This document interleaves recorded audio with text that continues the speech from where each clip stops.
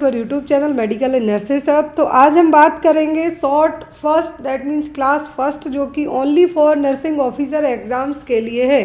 चाहे आप कोई सा भी नर्सिंग का एग्ज़ाम दे रहे हो, स्टाफ नर्स का, नर्सिंग ऑफिसर का, चाहे सीआरई के लिए या फिर नॉर्सेट के लिए या फिर ईएमआरएस का एग्ज़ाम है, जिनका दिसंबर में ही एग्ज़ाम है, डेट आ गई, 3 टायर में आपका एग्ज़ाम है। रेलवे वालों का या आप एनएचएम का भी वन एग्ज़ाम दे रहे हैं, तो ये क्लास उन सब के लिए हेल्पफुल रहने वाली है। साथ ही साथ जैसा मैंने आपको कल बताया था कि अभी अब आपकी डेली 3 क्लासेस होंगी, मंडे टू फ्राइडे 3 क्लास होंगी आपकी, जिसमें एक होगी आपकी nursing officer staff nurse exam के लिए, दूसरी क्लास होगी आपकी कम्युनिटी हेल्थ ऑफिसर की और तीसरी क्लास होगी एएनएम की। तो ये तीनों क्लास हैं जो बैक टू बैक आपकी रहेंगी।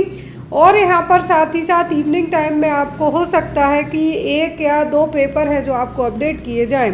तो डेली का मिला के यदि हम बात करें तो आपके टोटल 400-500 MCQs चैनल पर सॉल्व करवाए जाएंगे। सभी नए क्वेश्चंस होंगे, जिसमें 3 क्लासेस तो आपकी पक्की हैं और जो 4th या 5th आपकी होगी, 3 आपकी नर्सिंग ऑफिसर, CHO और ANM MPHW की फिक्स है, बैक टू बैक रहेंगी 3 घंटे के लिए। जैसे अभी हमें नर्सिंग ऑफिसर की क्लास करेंगे तो जो नेक्स्ट होगी वो CHO ओनली रहेगी, 3rd होगी वो ANM MPHW की होगी, जो हिंदी प्लस इंग्लिश में होगी। एक और चीज़ कि जो अब नेक्स्ट क्लास होगी, जैसे आज 17 नवंबर को जो तीनों क्लासेस होंगी, आफ्टर दैट जो 18 नवंबर को क्लास होंगी, उसमें आपको नर्सिंग ऑफिसर की क्लास में जैसे हम 50 क्वेश्चन एक क्लास में लगाते हैं, तो उसमें आपको 10 क्वेश्चन GK GS के स्टार्टिंग में ही आपको ऐड कर दिए जाएंगे। आज की क्लास में ओनली नर्सिंग रहेगी, नेक्स्ट होगी उसमें आपको GK GS और साथ में रीजनिंग के भी 2-4 क्वेश्चन ऐड करके सॉल्व करना आपको सिखाया जाएगा। क्लियर है? तो आज की क्लास का जो हमारा पहला क्वेश्चन है, और एक और चीज़, जो भी लोग तैयारी कर रहे हैं एग्ज़ाम्स के लिए, तो उनको रेलवे की बुक, चाहे MPHW की बुक या आप CHO NHM की बुक ऑर्डर करना चाहते हैं या PDF मटेरियल लेना चाहते हैं, तो आप डायरेक्ट मेरे ऑफिशियल व्हाट्सएप नंबर से ऑर्डर करके ले सकते हैं। फर्स्ट क्वेश्चन है यहाँ पर, वो आपको ये है, a nurse need to suspect anaphylactic reaction following the intramuscular administration of streptomycin if the patient is complaining of. यहाँ पर आपको क्या पूछा गया है कि एज अ नर्स यदि आप किसी पेशेंट को स्ट्रेप्टोमाइसिन देते हैं बाय इंट्रामस्कुलर रूट से, तो उसमें आपको एनाफ्लेक्टिक रिएक्शन के साइन कौन से देखने को मिलेंगे यदि पेशेंट कंप्लेन करता है। पहला है यहाँ पर oedema and itching at the injection site, दूसरा इंक्रीज इन इंड्यूरेशन, तीसरा इंक्रीज इन बॉडी टेम्परेचर और चौथा है यहाँ पर वर्टिगो। यहाँ पे आपको 4 ऑप्शन दिए गए हैं, वो आपको बताना है कि एनाफ्लेक्टिक रिएक्शन क्या है। यहाँ पर एनाफ्लेक्टिक रिएक्शन का पता है जो कैसे चलेगा यदि स्ट्रेप्टोमाइसिन दी जाती है। तो अब यहाँ पे आपके 3-4 क्वेश्चन बन जाते हैं। स्ट्रेप्टोमाइसिन क्या है? First line anti tubercular drug है। यहाँ पर स्ट्रेप्टोमाइसिन क्या है आपकी, ये क्या है? फर्स्ट लाइन ट्रीटमेंट ड्रग है, किसकी? डॉट्स की, जो TB के ट्रीटमेंट में यूज़ की जाने वाली थेरेपी में यूज़ की जाती है। दूसरा, डॉट्स थेरेपी में दी जाने वाली मेडिकेशन में स्ट्रेप्टोमाइसिन ओनली ऐसी है जो इंट्रामस्कुलरली दी जाती है। क्लियर? तो यहाँ पे आपके 3 पॉइंट ऐड हो जाते हैं। चौथा यहाँ पे आपको पॉइंट बनता है एनाफ्लेक्टिक रिएक्शन में, तो एनाफ्लेक्टिक रिएक्शन में हमारी टाइप 4 हाइपर सेंसिटिविटी आती है। क्या है यहाँ पर? टाइप 4 है जो हाइपर सेंसिटिविटी के बारे में यहाँ पे बात की जा रही है। क्लियर? तो 4th हाइपर सेंसिटिविटी रिएक्शन होता है जब एनाफ्लेक्टिक रिएक्शन की बात की जाए। अब हाइपर सेंसिटिविटी रिएक्शन की बात की जा रही है तो इम्यूनोग्लोबुलिन E यहाँ पे रहेगा। क्लियर? क्या होगा यहाँ पे? Immunoglobulin E। जब भी हाइपर सेंसिटिविटी रिएक्शन की बात की जाए तो इम्यूनोग्लोबुलिन E।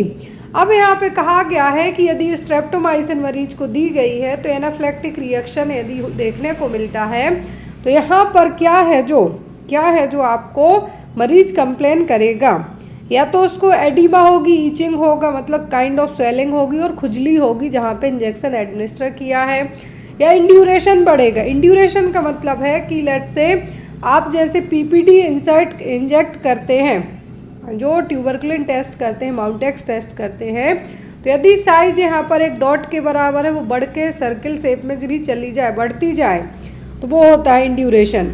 वो बढ़ेगा क्या? या बॉडी का टेम्परेचर बढ़ेगा, वर्टिगो होगा। क्या देखने को मिलेगा? वर्टिगो का मतलब होता है काइंड ऑफ चक्कर आना।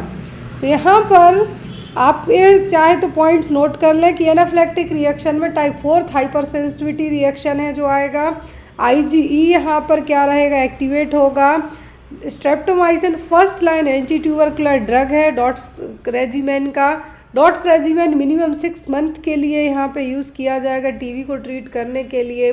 दूसरा यहाँ पर स्ट्रेप्टोमाइसिन ओनली टीबी की ऐसी मेडिकेशन है जो IM रूट से दी जाती है।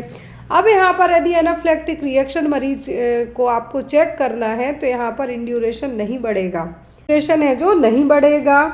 क्लियर? यदि इंड्यूरेशन बढ़ता है मतलब यहाँ पे आपका इंड्यूरेशन चेक कब किया जाता है, जब आप इंट्राडर्मल इंजेक्ट करते हो। और यदि IM में भी बढ़ता है तो यहाँ पर एनाफिलैक्टिक रिएक्शन का नहीं होगा। बॉडी टेम्परेचर हमेशा तब बढ़ता है जब आपको कोई इन्फेक्शन हो तब, तो यहाँ पे इन्फेक्शन की बात तो है ही नहीं, ना वर्टिगो होगा। यहाँ पे आपको क्या देखने को मिलेगा, oedema, itching at the site of injection. Clear है? तो यहाँ पे आपको 5-6 पॉइंट नोट कर लेने हैं। अब जो अदर ऑप्शन है उनको भी समझिए। जैसे increase the induration, common side effect होता है बहुत सारी मेडिकेशन का, इंक्लूडिंग स्ट्रेप्टोमाइसिन का भी हो सकता है। लेकिन यहाँ पर एलर्जिक रिएक्शन के लिए क्या है, एलर्जिक रिएक्शन में यहाँ पर एक काम नहीं करेगा। एलर्जिक रिएक्शन होगा कब, जहाँ पर जो साइट है जहाँ पे इंजेक्शन लगाया है। क्लियर? इसीलिए इंड्यूरेशन नहीं होगा।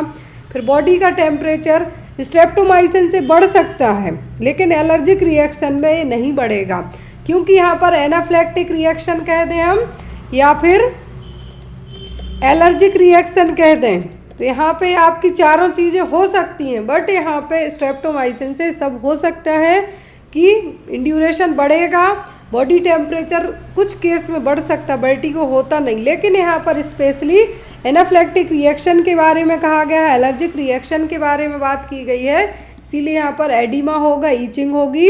लेकिन यहाँ पे आप जो बॉडी टेम्परेचर का वर्टिगो का है जो आपको यहाँ पे नहीं होगा। क्लियर है? नेक्स्ट है during gentamicin therapy the nurse should monitor. तो यदि किसी पेशेंट को जेंटामाइसिन दी जा रही है, एडमिनिस्टर की जा रही है, तो अब जेंटामाइसिन क्या है, एक एंटीबायोटिक है। तो जेंटामाइसिन देने के बाद यहाँ पे किस चीज़ को आपको मॉनिटर करना है, तो जो जेंटामाइसिन है अमीनोग्लाइकोसाइड्स एंटीबायोटिक है जो बहुत सारे बैक्टीरियल इन्फेक्शन को ट्रीट करने के लिए यूज़ की जाती है। अब यहाँ पर ये अलग अलग फॉर्म में भी आती है, ये आपको ऑइंटमेंट में मिल जाएगी, क्रीम में मिल जाएगी, इंजेक्शन में मिल जाएगी, आई ड्रॉप में मिल जाएगी, बहुत सारे फॉर्म में रहेगी। लेकिन जब मरीज को आप जेंटामाइसिन थेरेपी देते हैं तो क्या चीज़ आप मॉनिटर करेंगे, सीरम पोटेशियम लेवल को, सीरम ग्लूकोज लेवल को, सीरम क्रेटिनिन लेवल को या फिर सीरम कैल्शियम लेवल को।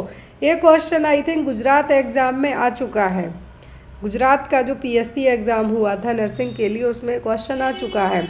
तो जेंटामाइसिन थेरेपी आप देते हैं तो मरीज में आपको क्रिएटिनिन लेवल को मॉनिटर करना है। क्रिएटिनिन लेवल को मॉनिटर आपको इसलिए करना है, सीरम क्रिएटिनिन लेवल को, कि अमीनोग्लाइकोसाइड्स है, एक तो ये क्या है अमीनोग्लाइकोसाइड्स है, और ये नेफ्रोटॉक्सिसिटी क्या है, नेफ्रोटॉक्सिसिटी कॉज कर सकता है ये जेंटामाइसिन। तो यहाँ पर इसी जो जेंटामाइसिन थेरेपी जब आप मरीज को देते हैं तो नेफ्रोटॉक्सिसिटी मतलब किडनी डैमेज वाला ऑप्शन यहाँ पे कौन सा होगा, क्रेटिनिन का लेवल ही होगा। तो यहाँ पर रीनल फंक्शन को भी आपको चेक करना है, तो रीनल फंक्शन मेनली चेक किए जाते हैं क्योंकि हर एक मेडिकेशन का जो फिल्ट्रेशन होता है वो कहाँ से होता है, किडनी के थ्रू। तो अब यहाँ पर सीरम क्रेटिनिन लेवल चेक करना है आपको ताकि नेफ्रोटॉक्सिसिटी या फिर ऑटोटॉक्सिसिटी डेवलप ना हो, क्योंकि जो मेन एक साइड इफ़ेक्ट हो सकता है जेंटामाइसिन का, साइड इफ़ेक्ट हर एक एंटीबायोटिक के अलग अलग होते हैं। कॉमन तो होते हैं कि आपको है जो मुंह में ड्राइनेस लगना, आपको हेडेक होना, सिर बहुत भारी लगना, वॉमिटिंग काइंड ऑफ फील होना। बट यहाँ पर यदि आप इंटरनली एडमिनिस्टर करते हैं, इसको बाय IM देते हैं, IV देते हैं, तो यहाँ पर आपको जेंटामाइसिन के लिए नेफ्रोटॉक्सिसिटी के चेक करने के लिए क्रेटिनिन लेवल को क्या करना है, आपको यहाँ पे चेक करना होगा। नेक्स्ट वन,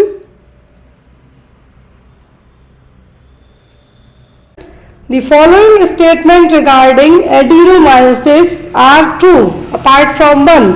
मतलब सब कुछ जो एडिनोमायोसिस को लेके सही है, अपार्ट फ्रॉम वन का मतलब यहाँ पे हो सकता है एक्सेप्ट। क्या है, एक्सेप्ट। तो यहाँ पर अपार्ट फ्रॉम वन का मतलब क्या हो सकता है, एक्सेप्ट। तो यहाँ पर जो एडिनोमायोसिस है, क्या है, एडिनोमायोसिस को लेके सभी पॉइंट सही हैं किसी एक को छोड़कर। तो वो कौन सा है जो यहाँ पे नहीं होगा, एडिनोमायोसिस के लिए जो सही पॉइंट है वो कौन सा नहीं होगा, ऑप्शन में है it tends to occur in woman over 35 year, risk factor include increased parity, termination and quick labours, the condition commonly occurs in association with endometriosis, या फिर with each period bleeding occurs from the endometrial tissue into the smooth muscle. पहली चीज adenomyosis है क्या, adenomyosis एक ऐसी condition होती है जिसमें जो एंडोमेट्रियल टिश्यूज है उनकी एक्स्ट्रा ग्रोथ होती है यूट्राइन वॉल के यहाँ पर, क्या होगी, एक तरीके की एक्स्ट्रा ग्रोथ टाइप की होगी मायोमेट्रियम के यहाँ पर, तो वो कहलाता है एडिनोमायोसिस। अब यहाँ पर इसको लेके सही क्या नहीं है, जनरली ये सब समस्या आफ्टर 35 ईयर के बाद ही डेवलप होती हैं, 35 साल के बाद डेवलप होंगी यहाँ पर, और जनरली ये एक सिंगल वे में तो नहीं होंगी। यदि किसी को एंडोमेट्रियोसिस की समस्या है, क्या है, एंडोमेट्रियोसिस की समस्या है, तब उनमें ज्यादा प्रॉब्लम होने के चांसेस रहेंगे। एंडोमेट्रियोसिस में होगा क्या कि जो यूट्रस की जो लाइन है, यूट्रस टिश्यू है, क्या होगी, इनमें एक्स्ट्रा ग्रोथ होगी, तो उसके साथ हो सकता है।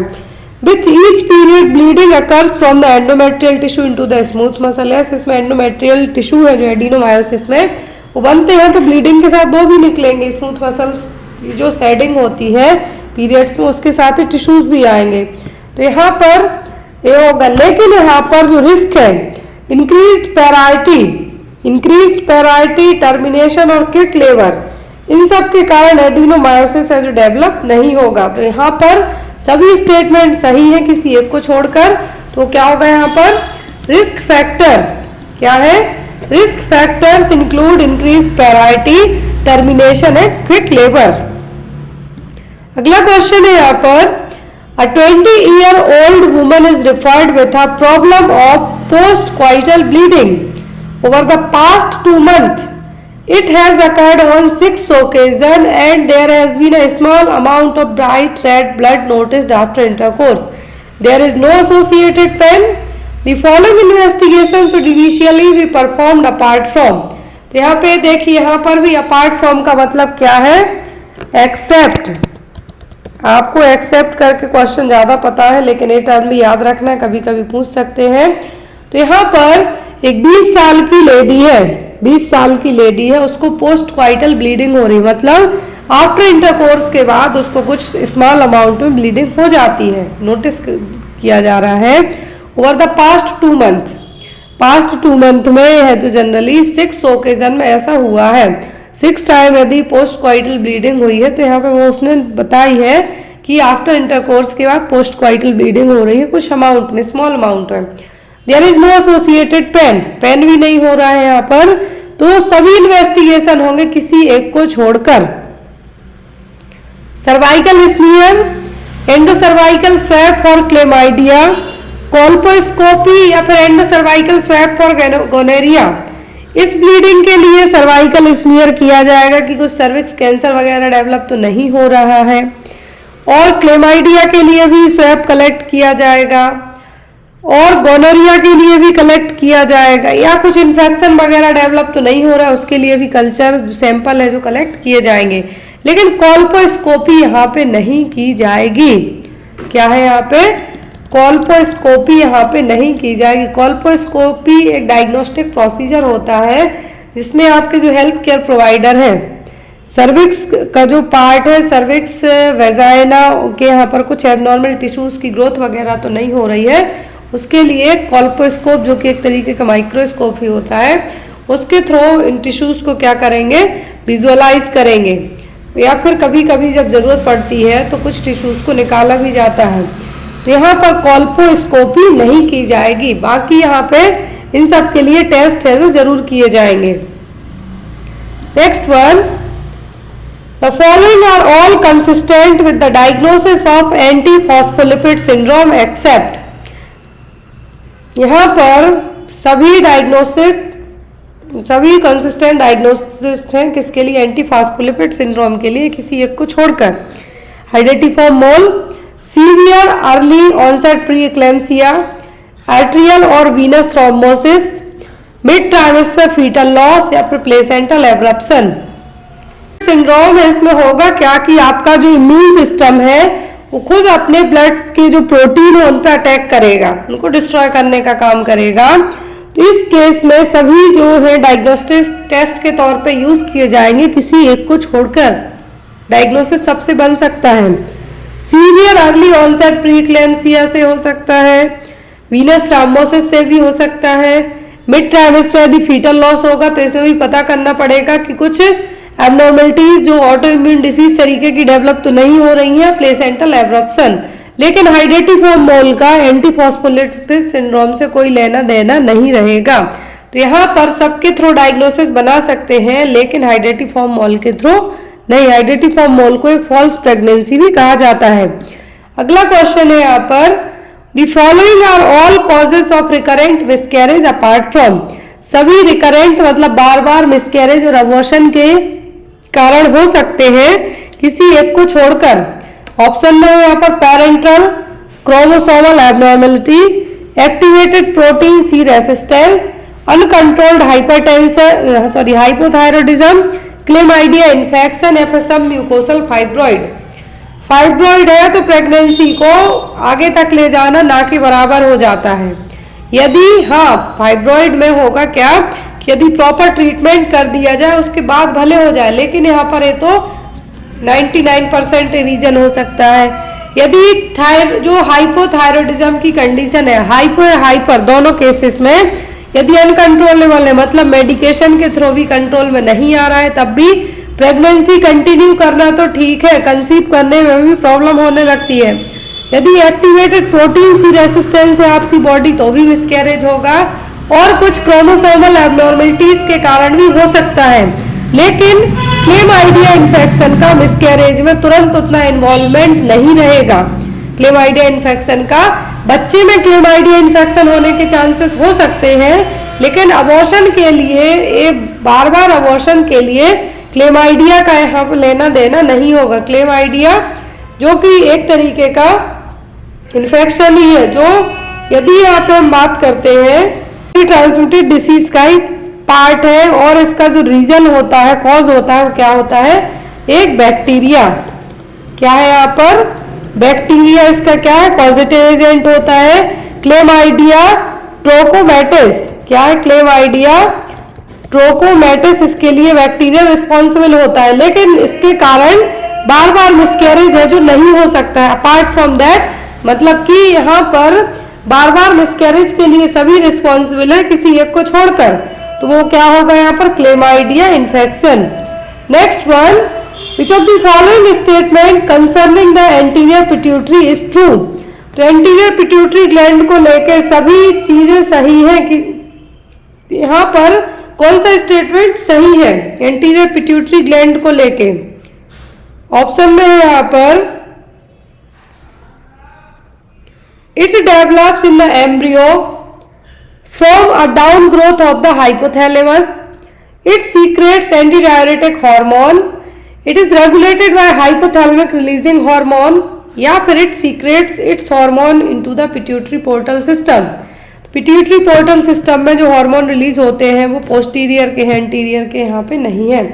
एंटीरियर जो हार्मोन रिलीज करेगी, जो एंटीरियर और पोस्टीरियर दो पिट्यूटरी ग्लैंड के जो पार्ट होते हैं, पिट्यूटरी ग्लैंड को मास्टर ग्लैंड भी कहा जाता है, इसीलिए क्योंकि बहुत सारे हार्मोन्स को रिलीज करेगी। तो एंटीरियर के आपको अलग नाम याद रखने हैं, और जो हाइपोथैलेमस वाला जो कंट्रोलिंग पूछा गया है, हाइपोथैलेमिक जो रेगुलेशन होगा, जो एंटीरियर पिट्यूटरी हार्मोन रिलीज करेगी वो हाइपोथैलेमिक रिलीजिंग हार्मोन के थ्रू ही इनका कंट्रोल होगा।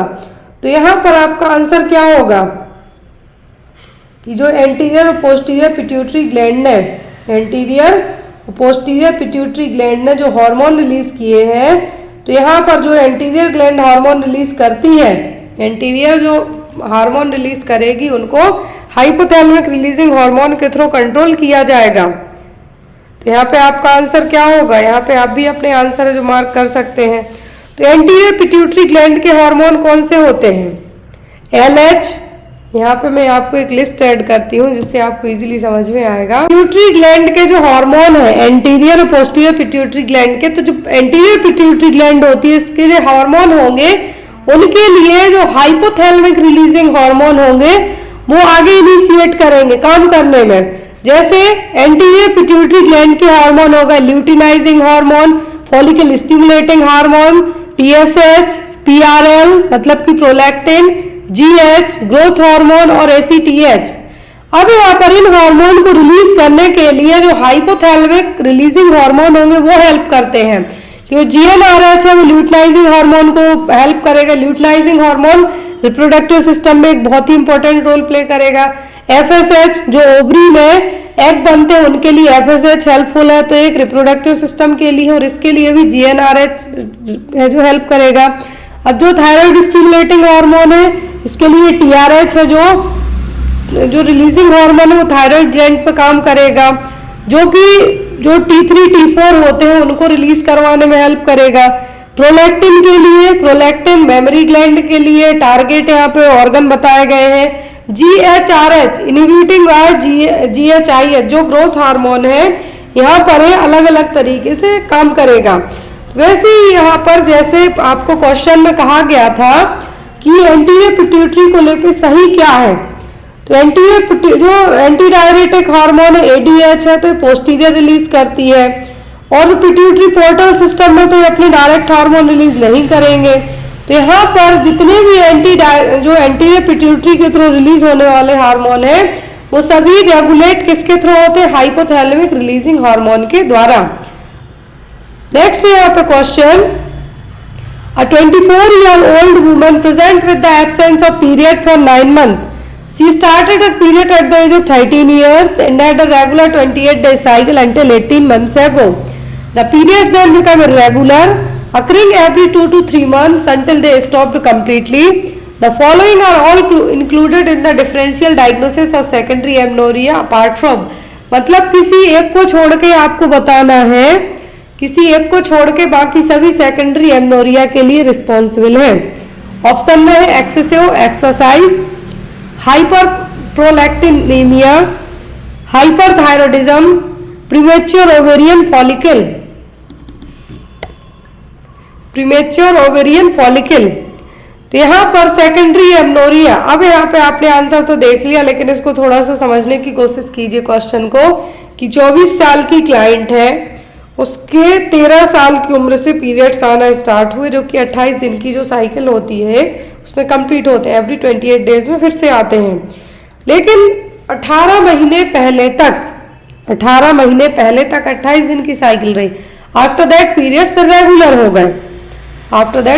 रेगुलर हो गए, कभी 2 महीने में आए, कभी 3 में आए, देन आफ्टर ये स्टॉप ही है। तो यहाँ पर सब रीजन है सेकेंडरी एमनोरिया के किसी एक को छोड़कर। सेकेंडरी एमनोरिया का मतलब होता है कि पहले तो आए हैं पीरियड्स, पहले आए हैं, आफ्टर दैट नहीं आए, वो रीजन क्या कहलाता है, सेकेंडरी एमनोरिया। यदि पीरियड्स एक बार आए फिर नहीं आ रहे हैं, गैप लगा के आ रहे हैं, तो होगा सेकेंडरी एमनोरिया। अब इसके रीजंस क्या हो सकते हैं, सेकेंडरी में तो ज्यादा एक्सरसाइज भी हो सकता है इसका रीजन। बहुत ज्यादा एक्सरसाइज करने से कभी कभी स्टॉप हो जाते हैं, कभी कभी बार बार भी आते हैं। हाइपर प्रोलैक्टिनेमिया भी इसका एक रीजन हो सकता है। और यदि ovarian failure, premature ovarian failure है तो वो भी इसका कारण है जो हो सकते हैं। लेकिन हाइपरथायरॉयडिज्म, यदि जिसको यहाँ पे कहा गया है कि 24 साल की उम्र है, तो ये सेकेंडरी के तो सब रीजन हो गए। हाइपरथायरॉयडिज्म के कारण भी ये पीरियड्स स्टॉप हो सकते हैं। किसी में जो हार्मोनल लेवल होता है, हाइपरथायरॉयडिज्म में क्या है, लेवल बढ़ेगा तो भी पीरियड्स क्या होते हैं, डिस्टर्ब होते हैं। तो यहाँ पर ये रीजन हो सकता है, लेकिन सेकेंडरी के सब कुछ है किसी एक को छोड़कर। सेकेंडरी के कारण तो ये सब चीजें हुई, लेकिन हो सकता है उसको रिसेंट में अब हाइपरथायरॉयडिज्म है जो डेवलप हो रहा हो, इसलिए प्रॉब्लम हो रही हो। तो आपका आंसर क्या होगा, hyperthyroidism. Preterm rupture of membrane, एक होता है preterm premature rupture of membrane, मतलब 20 हफ्ते के बाद ही जो हो जाए। तो यहाँ पर क्या प्रीटर्म रप्चर ऑफ मेम्ब्रेन हुई है, मतलब 37 हफ्ते के पहले ही मेम्ब्रेन रप्चर हो गई है, प्री टर्म की बात की जा रही है। तो यहाँ पर pre term rupture of membrane हुई है, तो जो बेस्ट टर्म आपका होगा ऑप्शन में encourage absolute bed rest until the delivery, monitor for sign of infection, report any fever immediately, proceed with vaginal examination to assess cervical dilatation frequently, allow the patient to ambulate freely to promote comfort। ना तो person को आपके लिए delivery होने तक आप उसको bed rest के लिए इनकरेज कर सकते हैं, क्योंकि जब भी फ्लूइड लीक होता है, ध्यान से सुनिए, जब भी एम्नियोटिक फ्लूइड लीक होता है, मेम्ब्रेन रप्चर होती है, तो उसके साथ में इन्फेक्शन होने का रिस्क सबसे ज़्यादा डेवलप होता है। इसीलिए यदि पॉसिबल है, यदि आपके आसपास जो भी हॉस्पिटल है तो वहाँ पेशेंट को भेजेंगे, लेकिन यदि पर्सन का हॉस्पिटल में ही रह के रप्चर ऑफ मेम्ब्रेन का केस आपके पास आता है, तो यहाँ पर आपको इन्फेक्शन के लिए क्या करना है, मॉनिटर करना है कि पर्सन को किसी भी तरीके का इन्फेक्शन या फीवर वगैरह तो नहीं आया है, क्योंकि यदि प्रीटर्म मेम्ब्रेन रप्चर हुई है तो उस फ्लूइड के कारण इन्फेक्शन होने का रिस्क भी ज़्यादा होगा। वो इन्फेक्शन होगा तो वो ओनली मदर को बस नहीं होगा, उस फ्लूइड के साथ वो इन्फेक्शन बच्चे को भी हो सकता है, जो गर्भ में बच्चा है, फीटस है, उसको भी इन्फेक्शन होगा। इसीलिए आपकी जो एज पर और फर्स्ट प्रायोरिटी क्या बनेगी, monitor for sign of infection and report any fever immediately. ये देखिए, जो मेम्ब्रेन रप्चर होगी तो एक होती है प्रीमेच्योर रप्चर ऑफ मेम्ब्रेन, जो जनरली 28 वीक की प्रेगनेंसी के बाद है, जो कभी भी हो सकती है, लेकिन लेबर आने के पहले। दूसरा होता है preterm premature rupture of membrane, ये जनरली लेबर स्टार्ट होने के पहले होता है, 28 से 37 हफ्ते के बीच में होगा। तो इस दौरान आप क्या कर सकते हैं, डिलीवरी करवा सकते हैं। PPROM मतलब preterm premature rupture of membrane है, डिलीवरी करा सकते हैं। लेकिन प्रीमेच्योर रप्चर ऑफ मेम्ब्रेन हो जाए, समय के पहले ही, 28 हफ्ते की प्रेगनेंसी के पहले ही मेम्ब्रेन रप्चर हो जाए, तो ऐसे केस में बच्चे को भी इन्फेक्शन होने के चांसेस रहेंगे। तो यहाँ पे आपको क्या करना है कि कोई इन्फेक्शन का साइन वगैरह डेवलप तो नहीं हो रहा है, उसके लिए मॉनिटर करना है।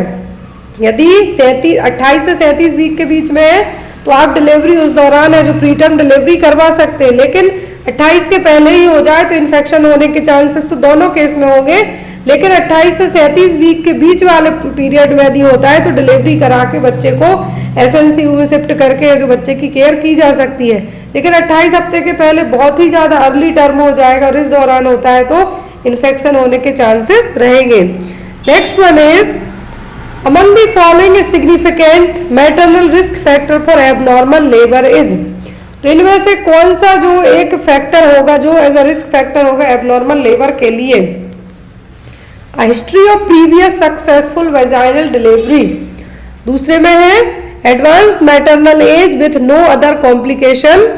फिर है maternal obesity leading to cephalopelvic disproportion, continuous fetal monitoring throughout the labour. यहाँ पे देखिए maternal risk factor for abnormal labour की बात की जा रही है। क्वेश्चन में क्या कहा गया है कि maternal risk factor for abnormal labour, तो माँ को कौन से रिस्क, यहाँ पर कौन से रिस्क फैक्टर है जो यदि एबनॉर्मल लेबर होता है, नॉर्मल डिलीवरी नहीं हो पा रही है। तो पहले में क्या कहा गया है कि history of previous successful vaginal delivery, ये रिस्क फैक्टर में नहीं जाएगा। यदि प्रीवियस डिलीवरी है जो वेजाइनल नॉर्मल हुई है तो ये उतना रिस्क नहीं है। दूसरा advanced maternal age with no other complication, माँ की उम्र क्या है एडवांस्ड, मतलब कि 21 साल हो सकती, 20 साल हो सकती, लेकिन कोई अदर कॉम्प्लिकेशन नहीं है।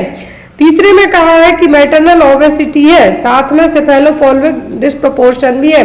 सेफेलोपेल्विक डिस्प्रपोर्शन का मतलब होता है कि बच्चे का हेड बड़ा है, माँ के जो पेल्विस एरिया के थ्रू, जो पेल्विक बोन्स के थ्रू बच्चे को जाना है वहां से, तो ये कंडीशन नॉर्मल डिलीवरी करवाने के लायक है ही नहीं। ये ऑलरेडी हाई रिस्क प्रेगनेंसी में आएगा। यदि CPD का केस है तो सेफेलोपेल्विक डिस्प्रपोर्शन का केस है कि मैटरनल पेल्विस जो बोन्स है वो छोटी हैं कंपेयर टू बेबी का जो साइज बाहर आना है, जो एक वे बनाया जाना है उसके लिए, तो ये क्या है सेफेलोपेल्विक डिस्प्रपोर्शन, ये ऑलरेडी हाई रिस्क में है। फिर continuous fetal monitoring throughout the labour, तो आपका ना तो A होगा, ना B होगा, ना D होगा, ये होगा आपका maternal obesity leading to cephalopelvic डिस्प्रपोर्शन। सेफेलोपेल्विक डिस्प्रपोर्शन में होगा क्या कि बेबी के हेड का जो साइज है टू लार्ज है, या तो हेड का साइज या बॉडी टू लार्ज है मदर के पेल्विस से, मतलब जो दोनों के बीच का रेशियो होना चाहिए वो नहीं है।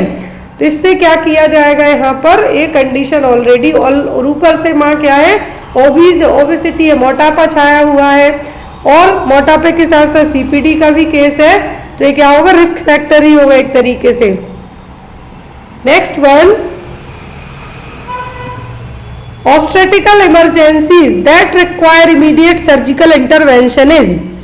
तो इनमें से कौन सी ऑब्स्टेट्रिकल इमरजेंसी है जिसमें इमीडिएट सर्जरी करके बच्चे को बचाना होगा या माँ को बचाना होगा, दोनों में से दोनों को ही रिस्क रहेगा।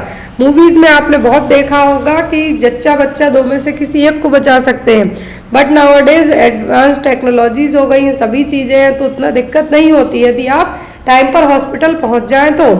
ऑप्शन में है आपको shoulder dystocia during vaginal delivery, uterine atony leading to postpartum haemorrhage, abruption placenta with maternal stability, placenta previa with painless bleeding.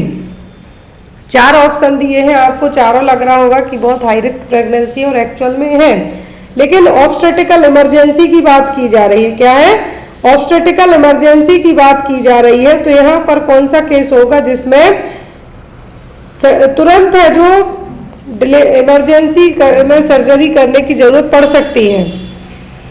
तो यहाँ पर जो सर्जिकल नीड होगी, तो सबसे पहले लास्ट ऑप्शन देखिए, placenta previa with painless vaginal bleeding. ये है जो मेन कॉज होता है एंटीपार्टम हेमरेज के लिए, जिसमें ब्लीडिंग होना स्टार्ट हो जाएगी वेजाइनल, बट दर्द फील नहीं होगा, लेकिन इसको मैनेज किया जा सकता है, ये मैनेजेबल है।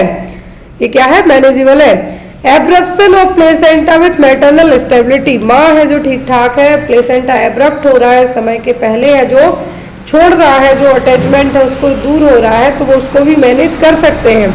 Uterine atonicity leading to postpartum haemorrhage, ये भी पोस्टपार्टम हेमरेज मतलब जो आफ्टर डिलीवरी के बाद जो पीरियड होता है, फीटल एक्सपल्सन के बाद से लेके 6 वीक तक का पीरियड क्या कहलाता है, परपीरियम पीरियड और पोस्टपार्टम पीरियड। अब इस दौरान यूट्राइन एटोनिसिटी मेन रीजन होता है पीपीएच के लिए कि 24 घंटे के अंदर 5 ml से ज़्यादा ब्लड लॉस के लिए, लेकिन इमीडिएटली सर्जिकल इंटरवेंशन की जरूरत पड़ेगी यदि शोल्डर डिस्टोकिया हो गया वेजाइनल डिलीवरी के दौरान। शोल्डर डिस्टोकिया का मतलब है कि बच्चे का एक शोल्डर में भी हेड बाहर आ रहा है, देखिए इस इमेज से इजीली समझेंगे, हेड बाहर आ रहा है बट बच्चे का एक जो शोल्डर है वो क्या हो गया, स्टक हो जाए। सुप्रा प्यूबिक प्रेशर और प्यूबिक बोन के यहाँ पर बच्चे का जो हेड है वो स्टक हो जाए, ओनली हेड बाहर आया है, तो बच्चे की ऐसे केस में डेथ भी हो सकती है। न्यूबॉर्न बेबी जन्म ले रहा है, पूरा कंप्लीटली बाहर आने के पहले उसकी डेथ होने का रिस्क ज़्यादा रहेगा, और ऐसे केस में सर्जिकल मैनेजमेंट है जो सबसे पहले किया जाता है। क्या है, सर्जिकल मैनेजमेंट किया जाता है। यहाँ पर मदर का जो प्यूबिक बोन है, यहाँ पर बच्चे के स्टक होने के चांसेस ज़्यादा होते हैं। क्या है, स्टक होने के चांसेस ज़्यादा होते हैं। तो यहाँ पर बेबी का हेड बस बाहर आ जाएगा, बट लेकिन हेड भी फुली नहीं, हाफ बाहर होगा। ऐसे केस में यदि शोल्डर ऑलरेडी स्टक हो जाए तो एक इमरजेंसी में सर्जरी के थ्रू बच्चे को बचाना है जो बहुत ज़्यादा जरूरी हो जाएगा। तो ये क्या है कि इमरजेंसी सर्जिकल इंटरवेंशन में आएगा आपका shoulder dystocia during the vaginal delivery. अगला क्वेश्चन है, spider angioma is also known as. Spider angioma मतलब यहाँ पर जो एक एंजियोमा की कंडीशन यदि डेवलप होती है, क्या है, एंजियोमा की कंडीशन डेवलप होती है तो उसमें जो एक तरीके से हम क्या कह सकते हैं, एंजियोमा हेमेंजियोमा एक तरीके का स्मॉल ब्लड वेसल्स डायलेट होकर एक ट्यूमर टाइप का फॉर्म करेंगी, बिनाइन ट्यूमर टाइप का फॉर्म करेंगी, वो है। लेकिन स्पाइडर एंजियोमा की बात की जा रही, जैसे स्पाइडर अपना शेप बनाती हैं दैट उसी टाइप से यहाँ पे बनेगा ब्लड वेसल्स के थ्रू जो बिनाइन ट्यूमर होगा। तो यहाँ पर वो क्या होगा, टेलेंजिएक्टेसिस, टोकोलाइसिस, टेकेसिस डिसीज या फिर टॉक्सोप्लाज्मोसिस। टॉक्सोप्लाज्मोसिस एक इन्फेक्शन है, तो यहाँ पर टोकोलाइटिक्स एजेंट होते हैं, ये होगा टेलेंजिएक्टेसिस। क्या है, टेलेंजिएक्टेसिस से देखिए हेमेंजियोमा और एंजियोमा की कंडीशन है जिसमें स्पाइडर शेप में जो purple red to purple type के मार्क हो रहे हैं आपकी स्किन पर, जो ब्लड वेसल्स डायलेट हो रही हैं, कैपिलरीज डायलेट हो रही हैं, तो स्किन के यहाँ पर एक क्या है आपका टेलेंजिएक्टेसिया और स्पाइडर एंजियोमा। क्या है? स्पाइडर एंजियोमा। और एक तरीके का है क्या है? बिनाइन ट्यूमर भी हम इसको कह सकते हैं। Next one, zymogen cells are also known as. Zymogen cells को और क्या कहा जाता है? Clara cells, chief cells, parietal cell, mucosal, neck cells. सब सेल्स आपने पढ़ी है। जाइगोमैन सेल्स, जाइगोमैन सेल्स को कहा जाता है चीफ सेल्स। क्या है? Chief cells, gastric chief cells, peptic cell और गैस्ट्रिक जाइगोमैनिक सेल, जो कि गैस्ट्रिक ग्लैंड की सेल्स है। ये क्या रिलीज करती हैं? पेप्सिनोजन और गैस्ट्रिक लाइपेज। क्या है? पेप्सिनोजन और गैस्ट्रिक लाइपेज, साथ में रेनिन जो काइमोसिन है उसको भी रिलीज करने का काम करती हैं कुछ एनिमल्स में। किसमें? कुछ एनिमल में। बट ह्यूमन बीइंग में जाइगोमैन सेल्स क्या है? चीफ सेल्स, गैस्ट्रिक सेल्स और पेप्टिक सेल, जो कि लाइपेज और पेप्सिनोजन को रिलीज करने का काम करती हैं। Next one is the gland located in the mediastinal cavity anterior and above the heart is. तो कौन सी ग्लैंड है? कौन सी ग्लैंड है? Mediastinal cavity and anterior and above the heart. Heart के ऊपर है बट मीडियास्टेनल कैविटी के एंटीरियर हिस्से में है। वो कौन सी ग्लैंड होगी? एड्रिनल, थायमस, पिट्यूटरी या पिनियल। कौन सी ग्लैंड यहाँ पे होगी आपकी? तो पिनियल भी, ब्रेन, पिट्यूटरी भी आपके ब्रेन में ही है, हेड में है। ये हार्ट से इसका कोई लेना देना नहीं है। एड्रिनल आपकी क्या है? सुप्रारीनल ग्लैंड या फिर एड्रिनल ग्लैंड आप इसको कह सकते हैं। ये किडनी के ऊपर होगी। कहाँ पर? किडनी के ऊपर, दोनों किडनी के ऊपर। अब बचती है आपकी थाइमस। थाइमस ग्लैंड की खासियत क्या होती है कि इसको हम एज ए लिम्फेटिक ऑर्गन में भी कंसीडर कर सकते हैं इम्यूनिटी के लिए। लेकिन यहाँ पर एक ग्लैंड जैसे जैसे हमारी उम्र बढ़ती जाती है वैसे वैसे ग्लैंड डिसअपियर होते जाती है। जैसे न्यूबॉर्न बेबीज में एक ग्लैंड प्रॉपर विजिबल होगी, चाइल्ड एज में होगी, बट एडल्ट एज के आगे जाते जाते आपकी एक ग्लैंड है जो विजिबल नहीं होती है, चाहे एक्सरे कराओ या कुछ कराओ, जो श्रिंक हो जाती है। उम्र बढ़ने के साथ साथ जो ग्लैंड है क्या है? श्रिंक हो। वो एक ओनली ग्लैंड रही है, थाइमस ग्लैंड। क्या है? Thymus gland. रही ग्लैंड है जो मीडियास्टेनल कैविटी के एंटीरियर हिस्से लेकिन हार्ट के ऊपर सिचुएटेड होती है। देखिए आप यहाँ पे, मैं थोड़ा सा बड़ा करती हूँ, ये देखिए यहाँ पर क्लियर है।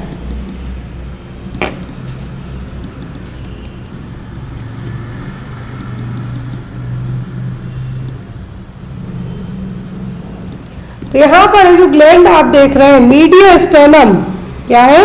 मीडियास्टेनम जो एक ऐसा हिस्सा, स्टेनम जो आपने बोन पढ़ी है ब्रेस्ट बोन, वही वाला पोर्शन है यहाँ पर। यहाँ पर एंटीरियर मीडियास्टेनम के यहाँ पे कहा है क्या है? एंटीरियर मीडियास्टेनम के यहाँ पर है, लेकिन हार्ट के जस्ट ऊपर है, हृदय के आपके ऊपर है। तो ओनली ग्लैंड क्या है आपकी? Thymus gland. क्या है? Thymus gland. यदि पूछे कहाँ होती है, यदि आपको मीडियास्टेनम न कहे तो आपको सीधा सीधा आप कहाँ कह सकते हैं? थोरेसिक कैविटी में, जहाँ पर आपके लंग्स हार्ट है जो रहेंगे रिब केज के अंदर। लेकिन ये क्या है? आपके हार्ट के जस्ट ऊपर है। उम्र बढ़ने के साथ साथ ग्लैंड क्या हो जाती है? डिसअपियर हो जाती है। Next one is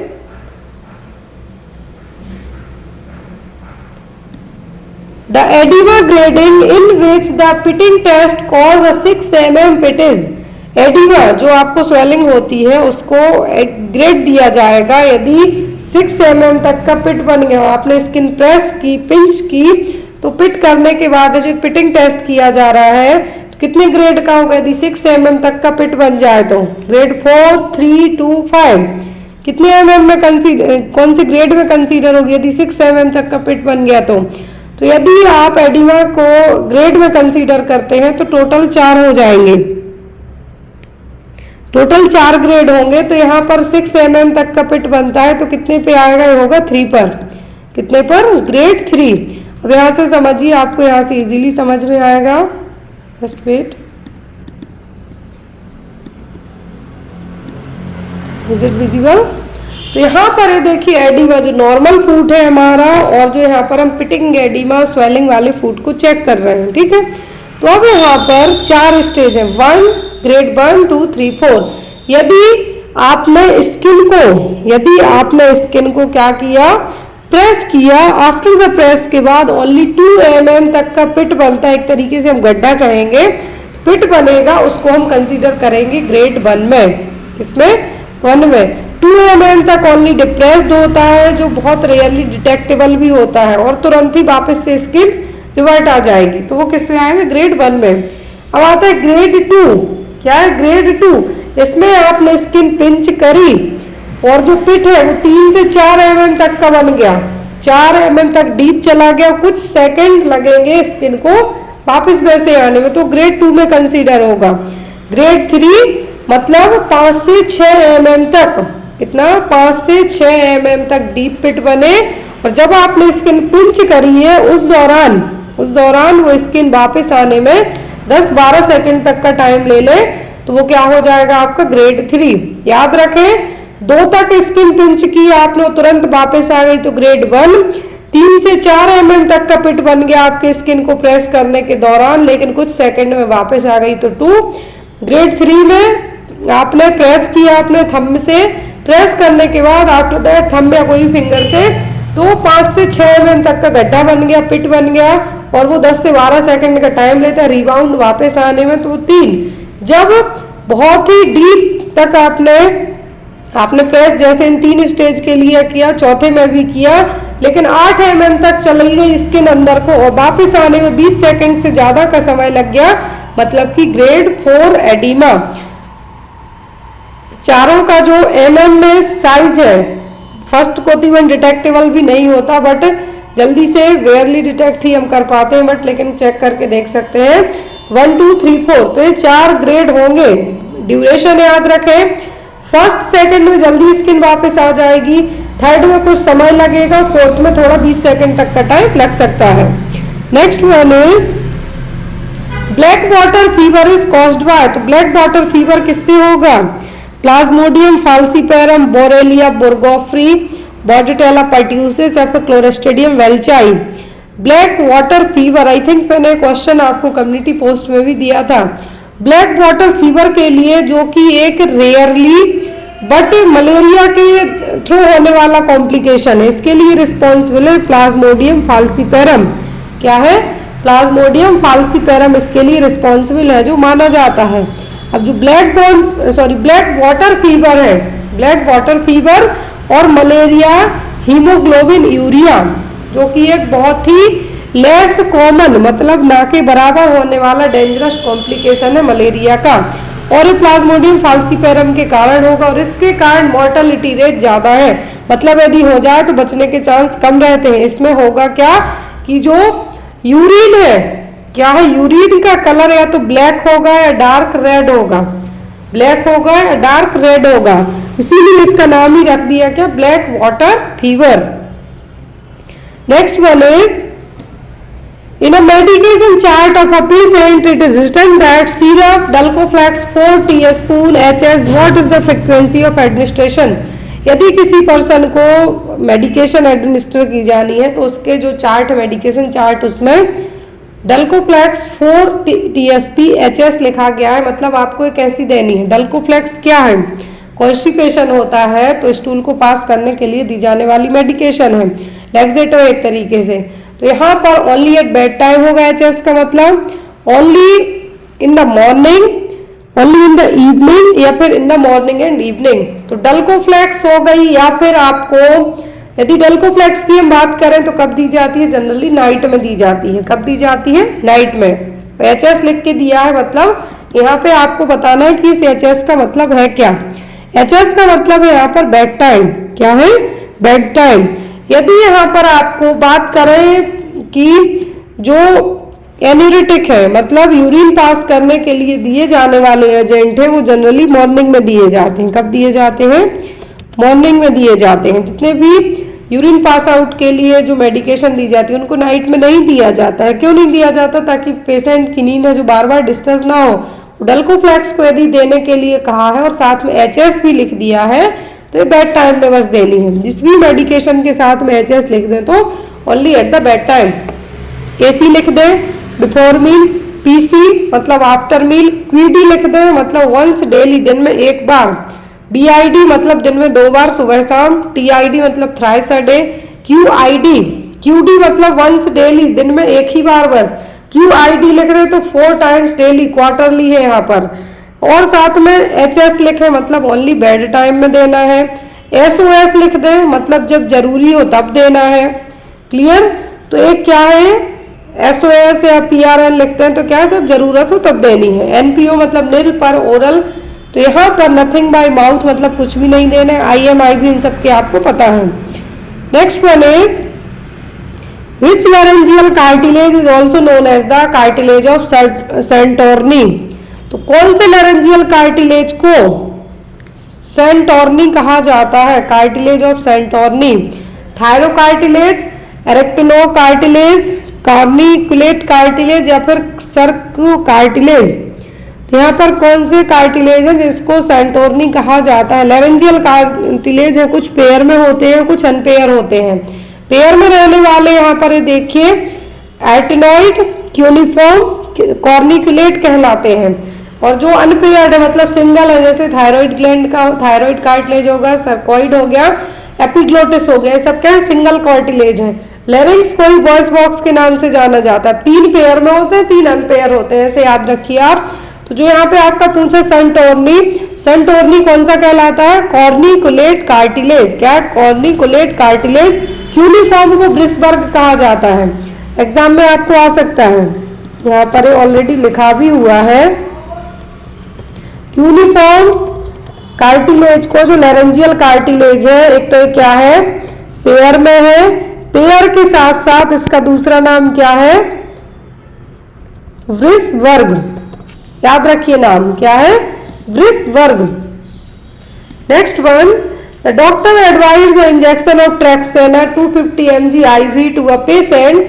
The available stock strength is 500 mg per 5 ml. What volume of drug should the nurse administer to the patient? यदि किसी मरीज को ट्रैक्सेना देने के लिए कहा गया है, क्या है?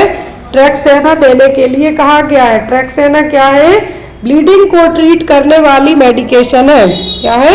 ब्लीडिंग को ट्रीट करने वाली मेडिकेशन है, मतलब यहाँ पर ब्लड क्लॉट बनाने के लिए यूज होने वाली मेडिकेशन है। 250 mg के लिए कहा गया है कि आपको पेशेंट को देना है, लेकिन आपके पास जो स्टॉक है उसमें कितना है? 500 mg पर 5 ml। 5 ml में 500 mg है, मतलब आप सीधा सीधा क्या कर देंगे? हाफ कर देंगे। हाफ करेंगे मतलब 2.5 ml कर देंगे। 2.5 ml करेंगे तो पेशेंट को 250 mg यहाँ पे एडवाइस किया है। 5 ml में एक आप सिरप लीजिए, 5 ml लेते हैं आप सिरप, उस 5 ml में 500 mg मेडिकेशन है। जो अमाउंट है वो 5 ml है आपके पास, जो एक कैप में आप लेते हैं या सिरिंज में लेते हैं, लेकिन उसके अंदर जो कंपोजिशन है वो 500 mg का है। अब 250 mg देना है आपको अपने पेशेंट के लिए, 250 mg देना है तो उसको हाफ कर देंगे, मतलब 2.5 ml दे देंगे। आपके ऑप्शन में होगा भी, ये आपके ऑप्शन में रहा डी, मतलब 2.5 ml आप दे देंगे। क्लियर है? Next one, which condition is characterized by the intrauterine death of the fetus which is then compressed between membranes and the uterine wall. Question में आपको कहा गया है कि यदि फीटस की इंट्रायूट्राइन डेथ हो जाती है तो जो मेम्ब्रेन है, यूट्राइन वॉल है, सब क्या है? कंप्रेस्ड हो जाएगा। जो भी कंसेप्सियस मटेरियल क्या है? कंप्रेस हो जाएगा, तो वो क्या कहलाएगा? सिकुड़ जाएगा एक तरीके से। फीटस सेफेलोहेमेटोमा, फीटस सक्सीडेनम, फीटस मिटलचर्न या फिर फीटस पैप्रिकेसियस। तो यहाँ पर क्वेश्चन देखिए, यदि इंट्रायूट्राइन डेथ हो जाती है, बच्चे की गर्भ में ही डेथ हो जाती है, तो जो मेम्ब्रेन्स है, जो सैक बनेगा, मेम्ब्रेन बनेगा, वो साथ में यूट्राइन वॉल सब क्या हो जाएंगी? कंप्रेस्ड हो जाएंगी। तो हेमेटोमा सक्सीडेनम हमने कई बार पढ़ा है, बच्चे के हेड में या तो फ्लूइड के एक्यूमुलेशन हो जाएगा ड्यूरिंग द बर्थ के टाइम पर कुछ इंजरी के कारण, वो सब है हेमेटोमा और सक्सीडेनम। ये मिटलिज्म का मतलब होता है कि ओव्यूलेटरी पेन, जब फीमेल में एग रिलीज होने वाला होता है तो इसको एग के टाइम पर, एग रिलीज होने के टाइम पर क्या होगा? पेन होता है, इसको क्या कहा जाता है? Ovulatory pain. ये कहलाएगा आपका फीटस पेप्रेसियस। क्या है? Fetus papyraceus. जब फीटल की डिमाइज हो जाए, फीटल की डेथ हो जाए यूट्रस में ही, या तो ये ट्विंस हो सकते हैं, सिंगल भी हो सकते हैं, तो यहाँ पर जो मेम्ब्रेन्स वगैरह है, मेम्ब्रेन्स क्या है? सभी मेम्ब्रेन एक दूसरे में आके जैसे पेपर होता है उस टाइप से चिपक जाएंगी, मतलब यहाँ पर क्या हो जाएंगी? कंप्रेस्ड हो जाएंगी। तो क्या है? फीटल पेप्रेसियस। बिटल जर्म्स का मतलब क्या होता है? Ovulatory pen. नाउअडेज जब भी मिड साइकिल पीरियड्स आने के बाद जो आपका एग रिलीज होना हो, तो उस दौरान थोड़ा बहुत आपको पेन लगेगा, एब्डोमेन में डिस्कम्फर्ट होगा, वो है। क्लियर? नेक्स्ट यहाँ पर one of the following is not a method of obtaining vital statics. तो इनमें से वाइटल स्टैटिक्स के लिए मेथड कौन सी नहीं है? Registration method, census enumeration, operational research method या फिर एनालिटिकल मेथड।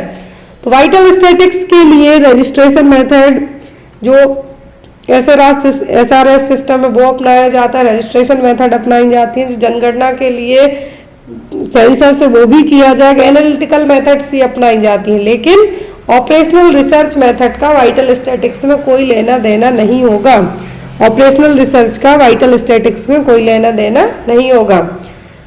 नेक्स्ट क्वेश्चन है the process of selecting a subset of population for a survey is known as. इसका आंसर आप लोग देंगे कि किसी भी पॉपुलेशन में से कुछ सबसेट सिलेक्ट करना सर्वे के थ्रू। यहाँ पर एक जनता है, जनता के बीच में से कुछ लोगों को सिलेक्ट करना, वो क्या है? सर्वे रिसर्च, रिप्रेजेंटेशन, ट्रायंगुलेशन या फिर सैंपलिंग क्या कहलाएगा? Process of selecting a subset of population for a survey is known as. इसका आंसर आप लोग कमेंट बॉक्स में दीजिएगा। आई होप सो कि आपको आज की क्लास अच्छी लगी हो। कोई भी आपके डाउट वगैरह रह जाए आज की क्लास को लेके तो आप लोग बेझिझक होके पूछ सकते हैं। जो भी लोग बुक्स या कुछ भी स्टडी मटेरियल लेना चाहते हैं तो वो भी आप मुझे व्हाट्सएप पे मैसेज करके पूछ सकते हैं। Thank you, bye bye, take care. जो हर एक एग्जाम में आया है अभी तक तो आया है, नेक्स्ट टाइम की गारंटी नहीं आता है या नहीं। An appendicitis pain is located in which quadrant of the abdomen. ये एग्जाम में आपको आता है, मैकबर्नी पॉइंट यहाँ पे पूछा गया है कि अपेंडिसाइटिस में पेन कहाँ पे, मतलब किस क्वाड्रेंट में होगा? Left lower quadrant, right lower quadrant, left upper quadrant या फिर राइट अपर क्वाड्रेंट में। तो अपेंडिसाइटिस में पेन किस क्वाड्रेंट में होगा? एब्डोमेन के किस क्वाड्रेंट में पेन होगा? तो अपेंडिसाइटिस में यदि पेन की बात करते हैं हम तो ये होगा लेफ्ट लोअर क्वाड्रेंट में। कहाँ पर? Left lower quadrant, sorry right lower quadrant में। जो क्वाड्रेंट का मतलब है 4 हिस्से, क्वाड्रेंट का मतलब होता है 4 हिस्से। अब यहाँ पे एब्डोमिनल एरिया के जो क्वाड्रेंट की हम बात करें तो यहाँ पर अपेंडिसाइटिस में पेन होता है राइट लोअर क्वाड्रेंट में। कहाँ पे? राइट लोअर क्वाड्रेंट में। और इसके लिए हम क्या कहते हैं? McBurney point. ये रहा मैकबर्नी पॉइंट, एग्जाम में आपको पूछा जाता है। 1/3 of the distance laterally on the line. और ये पेन है जो जनरली, इस पेन को हम क्या कहते हैं? McBurney point. पेन कहाँ पे फील होगा? राइट लोअर क्वाड्रेंट में। लेफ्ट साइड आप प्रेस करेंगे, राइट साइड आपको पेन फील होगा। Next one is the laryngeal mask airway location. तो लेरेंजियल मास के एयरवे कहाँ लगाया जाए? ग्लोटिस में, इनफॉर्मेलिटीज, सुप्राग्लोटिक या फिर एंडोट्रैकियल। तो लेरेंजियल मास के एयरवे की लोकेशन की हम बात करें तो वो एडमिनिस्ट्रेट किया जाता है सुप्राग्लोटिक रीजन में। कहाँ पे? Supraglottic, upper part of the larynx जिसको हम कहेंगे क्या है? Upper part of the larynx. और सुप्राग्लोटिक वे में यहाँ पर क्या किया जाएगा? इंसर्ट किया जाएगा। जो हिस्सा क्या है? 3 पार्ट होते हैं जनरली लेरिंग्स के। मैंने आपको पहले भी बताया है कि लेरिंग्स के 3 पार्ट होते हैं, सुप्राग्लोटिस, ग्लोटिस और सबग्लोटिस। तो सुप्राग्लोटिस मतलब कि एपिग्लोटिस भी रहेगा जिसको हम क्या कहते हैं?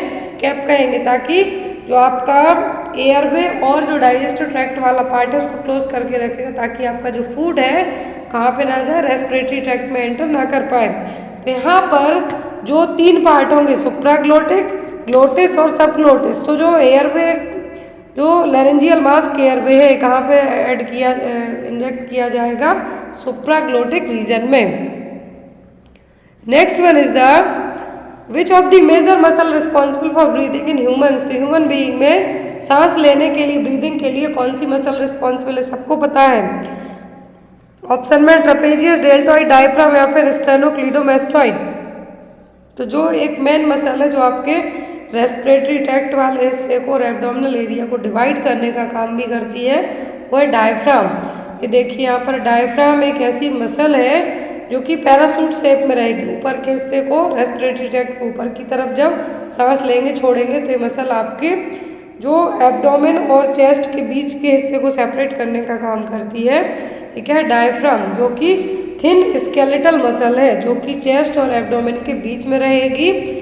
तो जनरली जब भी आप सांस लेते हैं, contract and flattens when you inhale, तो आपके लंग्स को ऊपर नीचे मतलब सांस लेने छोड़ने में जो हेल्प करती है वो क्या है, diaphragm muscle. Next one is the Billroth first and Billroth second is the surgical procedure done for. Billroth first second procedure किसके लिए किए जाते हैं, लंग्स कैंसर के लिए, ब्रेस्ट कैंसर के लिए, गैस्ट्रिक कैंसर के लिए या फिर पैंक्रियाटिक कैंसर के लिए। तो ब्लीरोथ फर्स्ट और ब्लीरोथ सेकंड है जो सर्जिकल प्रोसीजर है, ये गैस्ट्रिक कैंसर के लिए किए जाएंगे। किसके लिए, गैस्ट्रिक कैंसर को ट्रीट करने के लिए किए जाएंगे। ब्लीरोथ फर्स्ट है जो more formally Billroth operation first in operation which the pylorus is removed. यहाँ पर देखिए एनास्टोमोसिस जब टर्म यूज किया जाता है मतलब कुछ सिला जा रहा है, जोड़ा जा रहा है। तो ब्लीरोथ फर्स्ट में यहाँ पर गैस्ट्रिक कैंसर में आपके स्टमक की पूरी चीज़ें इंक्लूड हो जाएंगी। तो यहाँ पर ब्लीरोथ फर्स्ट में पाइलोरस सेक्शन को रिमूव किया जाएगा और सीधा स्टमक को ड्यूडेनम से एनास्टोमोस मतलब अटैच कर दिया जाएगा। तो ब्लीरोथ सेकंड है, ब्लीरोथ सेकंड है, इसमें पूरे स्टमक को ही रिमूव कर दिया जाएगा। Cut end of the stomach is closed. यहाँ पर रिमूवल ऑफ द स्टमक यदि कहें तो जो ब्लीरोथ सेकंड है इसको पार्शियल गैस्ट्रेक्टोमी भी कहा जाता है। क्या है, पार्शियल गैस्ट्रेक्टोमी भी कहा जाएगा। यहाँ पर जो गैस्ट्रिक जो ब्लीरोथ ऑपरेशन फर्स्ट है तो इसमें पाइलोरस को रिमूव करके ड्यूडेनम से अटैच कर देंगे स्टमक को, distal end is anastomose to the duodenum. लेकिन जो ब्लीरोथ सेकंड है इसमें पार्शियल गैस्ट्रेक्टोमी भी इसको हम कहेंगे क्योंकि इसमें स्टमक को रिमूव कर दिया जाएगा और सीधा जो जेजुनम है, फर्स्ट पार्ट है स्मॉल इंटेस्टाइन का जेजुनम, वहाँ से सीधा कनेक्ट कर दिया जाएगा। क्लियर है। Next one is when was the BFHI launched, baby friendly hospital initiative कब लॉन्च किया गया था, 1991 में, 1989, 1990 या फिर 1992। तो जो बेबी फ्रेंडली हॉस्पिटल इनिशिएटिव लाया गया था लॉन्च हुआ था 1991 में। कब, 1991 में। यूनिसेफ और WHO ने मिलकर इसको 1991 में लॉन्च किया था। लेकिन यहाँ पर यदि एग्ज़ाम में आपको आता है कि लॉन्च कब हुआ तो 1991 में। इसका जो इनिशिएशन तो लिया गया था 1990 में, लेकिन इसको पूरे तरीके से लॉन्च किया गया था कब, 1991 में। और WHO और यूनिसेफ दोनों ने मिलकर इसको लॉन्च किया था।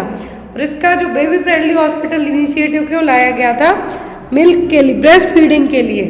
एग्जाम में पूछा जा सकता है बेबी फ्रेंडली हॉस्पिटल इनिशिएटिव, तो ब्रेस्ट मिल्क को बढ़ावा देने के लिए इसको लाया गया था। इसके तो 10 प्रैक्टिस थी। फर्स्ट थी कि रिटर्न ब्रेस्ट फीडिंग पॉलिसी होनी चाहिए सभी हॉस्पिटल में और हेल्थ केयर स्टाफ को पता होना चाहिए, सभी हेल्थ केयर स्टाफ को ट्रेंड होना चाहिए इस पॉलिसी को लेके, सभी प्रेग्नेंट वुमेन को ब्रेस्ट फीडिंग के बारे में बताना है कि किस इसके क्या एडवांटेज है। Breast feeding after birth within 1 hour के स्टार्ट करना है अकॉर्डिंग टू दैट जो BFHI था। फिर मदर को डेमोन्स्ट्रेट करके दिखाना है डमी पर कि कैसे ब्रेस्ट फीडिंग करानी है, किस तरीके से आप अपने बच्चे को ब्रेस्ट फीडिंग के थ्रू हेल्दी रख सकते हैं। क्लियर है। रूमिंग इन सर्विसेज भी इसी प्रोग्राम के तहत लाई गई थी, BFHI के तहत। Next one is nurse is collecting history from a child who was admitted with suspected rheumatic fever. Which of the following information is specific to rheumatic fever. तो यदि एज अ नर्स आप rheumatic fever है, किसी person को suspect है, confirm नहीं है, doubtful है, तो कौन सी हिस्ट्री बताएगी अब जब आप बच्चे की पेरेंट्स हिस्ट्री कलेक्ट करते हैं कि बच्चे को रूमेटिक फीवर हो सकता है। Loss of appetite, vomiting for last 3 days, a fever that started 2 days back, या फिर recent episode of pharyngitis. Rheumatic fever का सबसे मेन कॉज होता है फेरेंजाइटिस, लेकिन ऐसा नहीं कि 4-6 महीने में एक बार फेरेंजाइटिस हुई तो वो एपिसोड मतलब बार बार फेरेंजाइटिस यदि बार बार होता है तो रूमेटिक फीवर कॉज कर सकता है। इसके लिए जो बैक्टीरिया रिस्पॉन्सिबल होगा स्ट्रेप्टोकोकस बैक्टीरिया। क्या है? Streptococcus bacteria. Next is AIDS in children is characterized by. बच्चों में कैसे पता चलेगा कि बच्चे को एड्स हुआ है? बच्चों में कैसे पता चलेगा कि बच्चों को एड्स हुआ है? Cryptococcus causing diarrhoea, rashes on extremities, Kaposi, sarcoma, recurrent candidiasis seen. तो एड्स यदि किसी को होता है तो एड्स अकेला नहीं होता, क्योंकि इसमें आपकी जो इम्यूनिटी सिस्टम है वो पूरा हिल जाएगा, बिल्कुल वीक हो जाएगा। तो अब जब एड्स आपको होता है तो दूसरे इन्फेक्शन बहुत इजीली आपको हो सकते हैं। तो यदि बच्चों की बात की जा रही है और अकॉर्डिंग टू ऑप्शन के हम बात करते हैं तो वो कैंडिडियासिस जो कि एक फंगल इन्फेक्शन है। बार बार यदि बच्चों को फंगल इन्फेक्शन होता है तो इसके लिए एड्स की जांच भी की जाती है। यदि बड़ों में हम बात करते हैं तो एड्स के साथ जो एक कॉम्प्लिकेशन डेवलप होता है वो होता है जनरली ट्यूबरक्लोसिस। क्या है? Pulmonary TB. एड्स वाले पर्सन में पल्मोनरी टीबी बहुत फास्ट तरीके से क्या होगी? एंटर करेगी और ग्रो होगी आपकी बॉडी में, इसीलिए पर्सन एड्स के कंपेयर में टीबी से मर जाएगा। ये चीज़ ध्यान रखिए। यदि पर्सन ने एड्स का इलाज नहीं करवाया, एड्स के साथ साथ तो आप ठीक होंगे ही होंगे, लेकिन एड्स के पहले आप ट्यूबरक्लोसिस होकर निकल लेंगे। तो एड्स का जो एक ऐसा कॉम्प्लिकेशन जिसमें बचने के चांस पर कम हो जाते हैं होता है पल्मोनरी टीबी, जिसको अपॉर्चुनिस्टिक इन्फेक्शन भी हम कह सकते हैं। लेकिन बच्चों में पूछें तो रिकरेंट कैंडिडियासिस। एक और एग्जाम में क्वेश्चन आता है एड्स को लेकर ही कि एड्स का जो कंफर्मेटरी टेस्ट है वो क्या है? तो वो होता है वेस्टर्न ब्लॉट टेस्ट। याद रखना है, कंफर्मेटरी टेस्ट पूछे तो western blot test, CD4 T cells count 200 से भी कम हो जाना। डायग्नोस्टिक में आपका एलिजा आ जाएगा लेकिन कंफर्मेटरी नहीं आएगा। VDRL टेस्ट पूछे तो वो होगा सिफिलिस के लिए। ये बेसिक से टेस्ट मतलब बेसिक से क्वेश्चन से जो आपके एग्जाम में पूछे जाते हैं। फिर एड्स की मेडिसिन भी पूछी जाती है, तो हम इसी में आगे पढ़ेंगे। Next one is in which of the following condition the main presenting symptom is peculiar brassy cough. कौन सी कंडीशन है जिसका मेन सिम्टम है पेक्यूलर ब्रेसी कफ मतलब बार्किंग कफ, कुत्ते के भौंकने जैसी खांसी चलना। बार्किंग का मतलब भौंकना ही होगा। तो बार्किंग कफ किस डिसीज का सिम्टम होगा? सिस्टिक फाइब्रोसिस का, निमोनिया का, क्राउप का कि ऑल ऑफ दी अबव। तो जो कंडीशन है क्या जिसमें भौंकने जैसी खांसी आएगी वो होती है क्राउप में। किसमें? क्राउप में, जो कि अपर रेस्पिरेटरी ट्रैक्ट का इन्फेक्शन है जिसको लेरिंगोट्रैकियोब्रोंकाइटिस भी कहेंगे। क्या है? लेरिंगोट्रैकियोब्रोंकाइटिस भी कहेंगे। ये जनरली एक वायरल इन्फेक्शन है जिसमें आपकी ट्रैकिया में भी स्वेलिंग आएगी और इसमें जो खांसी आती है कैसी होगी? बार्किंग। कैसी? कुत्ते के खांसने जैसी खांसी होगी। बार्किंग कब कहें तो क्राउप, 100 डेज कब कहें तो पर्ट्यूसिस। जो हेल्दी ट्रैकिया होगी आपकी इस तरीके से होगी, लेकिन जो बार्किंग कफ वाली खांसी आ रही है, यहाँ पर क्राउप होता है तो आपकी ट्रैकिया में स्वेलिंग रहेगी इन्फेक्शन के कारण। नेक्स्ट इज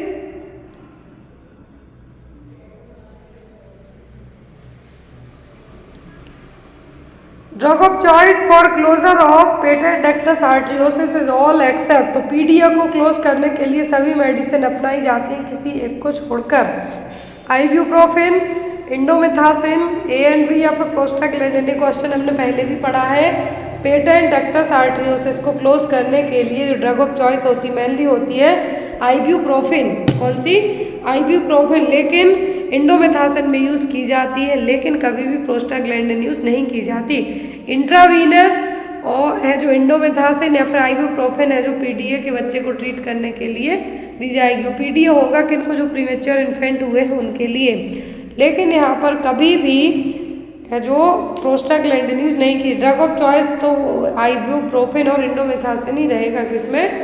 पीडीए के बच्चे को जो पेटेंट डक्टस आर्ट्रियोसिस उसको क्लोज करने के लिए। Next is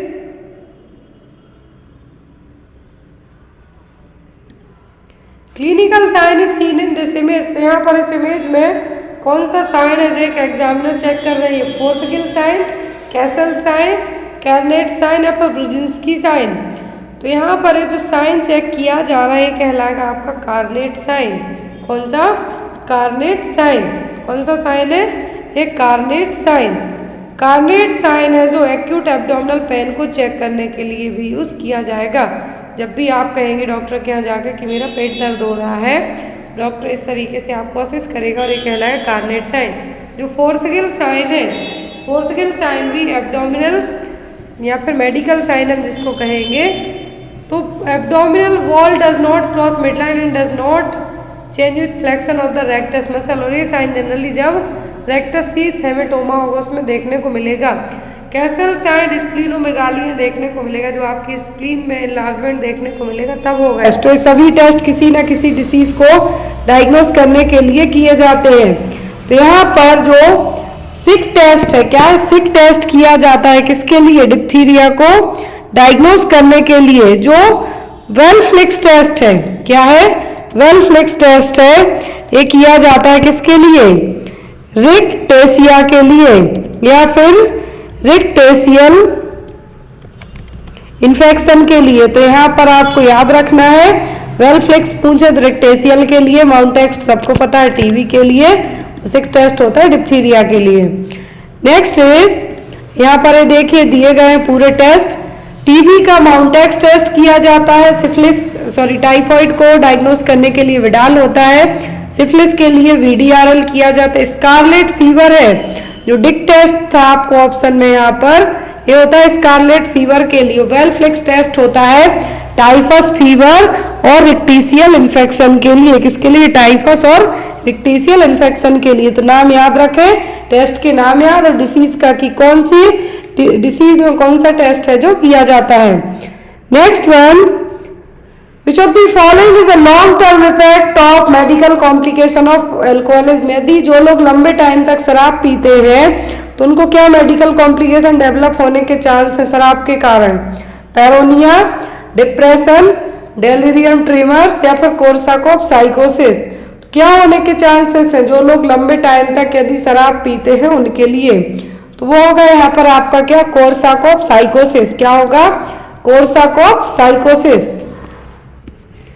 next is which of the following is an immediate treatment given to a patient with an excessive bleeding from an open fracture। यदि किसी को ओपन फ्रैक्चर हुआ है, ओपन फ्रैक्चर का मतलब साथ में ब्लीडिंग भी हो रही है, बॉन्स हैं जो इंटैक्ट हो बॉन्स हैं जो स्किन को ब्रेक करती हुई बाहर आ गई हैं। ये चीज़ मैंने आपको जो रिसेंट में स्केलेटल सिस्टम की क्लास ली थी उसमें पढ़ाया भी है।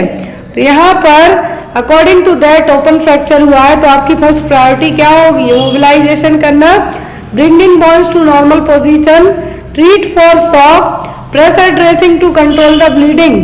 तो एक होता है इंटैक्ट फ्रैक्चर जिसमें मतलब बोन्स अंदर ही टूटेगी, स्वेलिंग होगी, लेकिन हड्डी टूट के बाहर नहीं आएगी, नहीं ब्लीडिंग होगी, सीधी सी बात स्किन ब्रेक नहीं होगी, तो हो गया इंटैक्ट। अब यहाँ पर यदि ओपन फ्रैक्चर है दैट मीन्स ब्लीडिंग होगी, स्किन ब्रेक हो गई है, ब्लीडिंग हो रही है, तो फर्स्ट प्रायोरिटी होती है आपकी ब्लीडिंग को कंट्रोल करना। ब्लीडिंग कैसे कंट्रोल होगी? प्रेशर ड्रेसिंग के साथ में। तो आपका आंसर क्या होगा? Pressure dressing to control the bleeding. Next one is no not me reaction of the patient seen in which stage of death. तो जो टर्मिनल इल पेशेंट है यहाँ पर नो नॉट मी यदि रिएक्ट करते हैं तो इसका मतलब कौन सी स्टेज में है? वो जो कुबलर-रॉस की स्टेज है यहाँ पे वही दी गई है। एंगर, बार्गेनिंग, डिनायल या फिर एक्सेप्टेंस। तो कौन सी स्टेज में जब पर्सन नो नॉट मी करेगा तो वो होगी आपकी कौन सी स्टेज? वो होगी आपकी डिनायल। क्या होगी? डिनायल।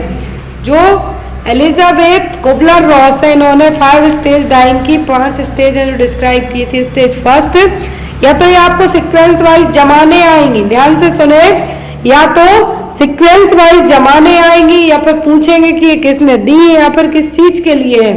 तो ये क्या है? कुबलर-रॉस के द्वारा दी गई 5 यहाँ पे स्टेप होंगे। फर्स्ट होती है डिनायल, नो नॉट मी, सबसे कॉमन रिस्पॉन्स है।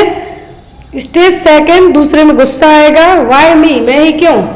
तीसरे में पर्सन कहेगा यस मी, बट एक्सेप्ट करना चाहेगा लेकिन फिर भी बार्गेनिंग करेगा। फिर डिप्रेशन, डिप्रेशन में आप उसने एक्सेप्ट कर लिया लेकिन बहुत दुखी है, एट द एंड क्या कर लेगा, अपने आप को शांत रखते हुए वो उस चीज़ को एक्सेप्ट कर जाएगा। आपका रिजल्ट आया, नॉर्सेट में आपने खूब तैयारी की, आपने नॉर्सेट में तैयारी की, रिजल्ट आया, लेकिन आपका एग्ज़ाम क्लियर नहीं हुआ, आप हाफ मार्क्स से या फिर 1 नंबर से रह गए।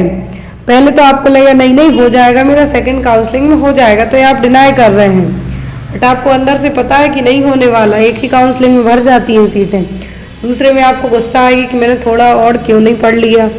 तीसरे में लगेगा चलो ठीक है बाद में देखते हैं। चौथे में आप दुखी हो जाएंगे। दुखी होने का मतलब आपको लगेगा कि फिर से पढ़ना पड़ेगा, एक दुखी है एक तरीके का, ज़्यादा पढ़ाई करना आप लोगों को। तो एट द एंड आप एक्सेप्ट करेंगे उस चीज़ को कि चलो भाई अब अगली बार जब एग्ज़ाम होगा तो हम फिर से दे लेंगे। तो यहाँ पर वही है, तो ग्रीफ स्टेज भी आप इसको कह सकते हैं और डाइंग स्टेज भी कह सकते हैं। Next is butterfly rashes is seen इन। तो बटरफ्लाई रैसेस किस में देखने को मिलेंगे, सिफिलिस में, SLE में, TB में कि मीजल्स में, किस में बटरफ्लाई रैसेस देखने को मिलेंगे। तो बटरफ्लाई रैसेस देखने को मिलेंगे किस में, होगा आपका सिस्टमेटिक लूपस एरिथ्रोमेटस। ये देखिए यहाँ पर एक इन्फ्लामेटरी ऑटो इम्यून डिसीज है जिसमें आपका खुद का इम्यून सिस्टम आपके लिए अटैक करेगा। तो यहाँ पर क्या हो गई, आपकी ऑटो इम्यून डिसीज है। और यहाँ पर जब ये ऑटो इम्यून डिसीज है तो आपके फेस पर जो बटरफ्लाई, जैसे बटरफ्लाई होती है वैसे ऑन योर चीक्स आपको ये क्या देखने को मिलेंगे, रैसेस देखने को मिलेंगे। और ये क्या कहलाएंगे, बटरफ्लाई रैसेस। क्या है ये, butterfly rashes. Clear. Next one is transportation of triglycerides from liver to adipose tissue. It is the function of which of the following lipoprotein?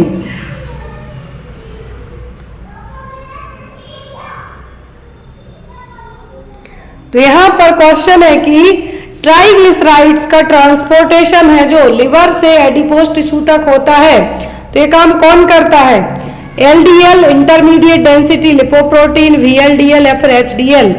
तो ये काम कौन करेगा, ट्राइग्लिसराइड्स का ट्रांसपोर्टेशन एक जगह से दूसरी जगह, तो लिवर से एडिपोज टिश्यू में, कहाँ से, लिवर से एडिपोज टिश्यू में लेके जाना है, तो ये काम कौन करेगा, VLDL, HDL, LDL। तो कौन ये काम करेगा, ये काम आपका कौन करेगा, VLDL, very low density lipoprotein. क्या है, वेरी लो डेंसिटी लिपोप्रोटीन, जो कि एक टाइप का क्या ब्लड फैट है, इसको बैड कोलेस्ट्रॉल की कैटेगरी में भी रखा जाता है। LDL हो गया और VLDL हो गया, दोनों क्या है, गुड कोलेस्ट्रॉल नहीं, ये बैड कोलेस्ट्रॉल कहलाएंगे। कौन से, बैड कोलेस्ट्रॉल कहलाएंगे। तो यहाँ पर ये क्या हो जाएगा, क्या करेगा, क्योंकि लिवर से तो बाहर निकालना चाहिए ना कि एडिपोज टिश्यू में जाके जमा कर दिया तो वहीं जमा रह जाएगा। तो ये ट्राइग्लिसराइड्स को ट्रांसपोर्ट करेगा लिवर से एडिपोज टिश्यू में, काम कौन करेगा, आपका VLDL। Next one is the most common preventable complication of abdominal surgery. तो यदि कोई एब्डोमिनल सर्जरी होती है तो प्रिवेंटेबल कॉम्प्लिकेशन कौन सा डेवलप हो सकता है, thrombophlebitis, fluid and electrolyte imbalance, urinary retention या फिर एटलैक्टेसिस। तो क्या है जो यहाँ पर होने का चांस रहेगा कॉम्प्लिकेशन एब्डोमिनल सर्जरी के बाद, तो वो होगा एटलैक्टेसिस, लंग्स का कोलैप्स होना, लंग्स का सिकुड़ना एक तरीके से हम कहेंगे। तो यहाँ पर एटलैक्टेसिस में या तो कंप्लीटली या फिर पार्शियल तरीके से आपका लंग्स या फिर लंग्स का कोई भी लोब है क्या होगा, श्रिंक होगा, मतलब सिकुड़ेगा। तो ये क्या कहलाएगा, आपका कोलैप्स होगा एक तरीके से, और ये क्या है, कॉम्प्लिकेशन है सर्जरी का। Next one, which of the following is the normal respiratory rate of healthy newborn baby। तो एक जो हेल्दी न्यूबॉर्न बेबी है उसका रेस्पिरेटरी रेट कितना होगा, 16 बीट पर मिनट, 16 पर मिनट, 20 पर मिनट, 35 या फिर 22 पर मिनट। एक नॉर्मल हेल्दी न्यूबॉर्न बेबी की रेस्पिरेटरी रेट यदि पूछते हैं तो होगी 35 पर मिनट। कितना, 35 पर मिनट। एडल्ट में पूछे तो कितना हो जाता है, 15 से 20 तक के रेंज में चली जाती हैं। Next one is What should the nurse do first when a male client is having tonic-clonic seizures? तो यदि किसी मेल क्लाइंट को tonic-clonic seizures आते हैं तो एज अ नर्स आप क्या करेंगे? Restrain the client legs, arms, elevate the head of bed, place a tongue blade in the client mouth and take measures to prevent injury. क्या करेंगे आप यदि किसी पर्सन को tonic-clonic seizures आ रहे हैं तो ऐसे टाइम पर आप क्या करेंगे? पर्सन को इंजरी से बचाने का फर्स्ट आपकी प्रायोरिटी होगी। मरीज में कोई से भी सीजर्स आते हो प्रायोरिटी आपकी सेम एक ही रहेगी, सबसे पहली कि उसको आपके लिए क्या करना है? इंजरी से प्रिवेंट करना है। तो यहाँ पर आपका आंसर क्या होगा? Prevent from the injury. Next one is which of these client is a greatest risk for falls? तो सबसे ज्यादा किसको गिरने का डर होगा? ऑप्शन है A 77-year-old female client in a room that has low glare floors. दूसरा है 87-year-old female client in a client room that has low glare floors. तीसरा है 27-year-old sedated male client और चौथा है 37-year-old male client with impaired renal perfusion. तो सबसे ज्यादा गिरने का डर किसको होगा? 77 साल का पर्सन है यहाँ पर, लेकिन वो अपने रूम में है, फ्लोर क्या है? थोड़ा सा लो ग्लेयर में है। दूसरा 87 की क्लाइंट है, वो भी अपने रूम में है। तीसरा पर्सन है तो 27 साल का, लेकिन आपको पहले लगेगा कि ये बूढ़े लोग गिरने का डर होगा, लेकिन नहीं, सबसे ज्यादा रिस्क रहेगा जो सेडेटेड है। मेल क्लाइंट है, 27 साल का है, उसने सेडेटिव्स ले रखे हैं, सेडेटिव्स एडमिनिस्टर किए गए हैं, तो उसको गिरने का डर सबसे ज्यादा होगा। तो यहाँ पर आपका आंसर क्या होगा? 27-year-old सेडेटेड मेल क्लाइंट, क्योंकि उसने सेडेटिव मेडिकेशन ली हुई है इसलिए। नर्सिंग का फेमस क्वेश्चन डॉग बाइट से आता है, आपको कोई सी भी क्लास पूछ सकते हैं, फर्स्ट सेकंड थर्ड। क्वेश्चन है आपको for the treatment of cases of class 3 dog bite all of the following are correct except. तो यहाँ पर डॉग बाइट में सभी चीजें सही है किसी एक को छोड़कर। Give immunoglobulin for passive immunity, give ARV antiretroviral, immediately stitch wound under antibiotic coverage या फिर immediately wash wound with soap and water। Class 3 dog bite की बात की जा रही है, तो आपको सब कुछ करना है किसी एक को छोड़कर। क्या है? सब कुछ करना है किसी एक को छोड़कर। ARV देंगे, इम्यूनोग्लोबुलिन देंगे, वॉश साबुन और पानी से धुलेंगे घाव को जहाँ काटा है, लेकिन स्टिचिंग नहीं करना है, ये काम आप नहीं कर सकते। तो यहाँ पर आपका आंसर क्या होगा? Option number 3, immediately stitch wound under antibiotic coverage नहीं करना। तो यहाँ पर जब आपको रेबिड एनिमल काटेगा जिससे रेबीज होने के चांसेस रहेंगे, वो डॉग हो सकता है, बिल्ली हो सकती है, तो यहाँ पर आपको फर्स्ट कैटेगरी में क्या होगा? आदमी के लिए यदि कुत्ते ने काटा नहीं, उसने ओनली टच किया है, लिक किया है आपकी स्किन को, लिक ऑन इंटैक्ट स्किन ब्रेक नहीं हुई है, लिक बस किया है, चाटा है। सेकंड में अनकवर्ड स्किन रहेगी, स्क्रैच होंगे, लेकिन ब्लीडिंग नहीं होगी, तो ऐसे में वैक्सीन लगाया जाएगा तुरंत और ट्रीटमेंट है जो स्टार्ट किया जाएगा। थर्ड में आपका बाइट से स्क्रैच है, स्किन भी ब्रोक हुई है, कंटेमिनेशन ऑफ फूड भी हो, म्यूकस भी गया है, और जो यहाँ पर आपको क्या है? सलाइवा भी जो एनिमल की वो आपके अंदर गई है। तो ऐसे में वैक्सीन करना है, रेबीज इम्यूनोग्लोबुलिन लगवाना है, लोकल ट्रीटमेंट करवाना है जो भी घाव हुआ है। तो आपका आंसर क्या होगा यहाँ पर? Option number C. Next is